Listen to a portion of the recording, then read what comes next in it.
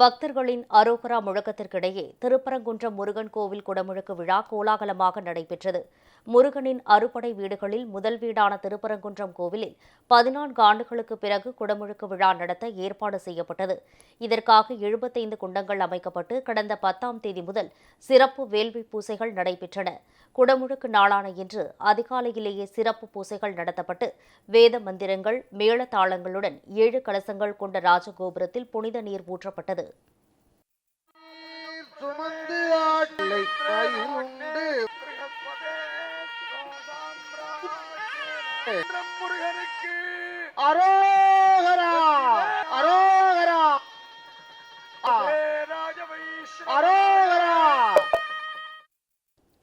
கோவில் கலசத்தில் புனித நீர் ஊற்றப்பட்ட போது திரண்டிருந்த லட்சக்கணக்கான பக்தர்கள் அரோகரா முழக்கம் எழுப்பி முருகனை வழிபட்டனர்.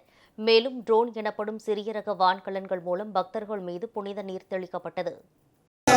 செக்யூரிட்டி எல்லாமே ரொம்ப நீட்டாக பண்ணியிருந்தாங்க. எந்த ப்ராப்ளமும் இல்லை.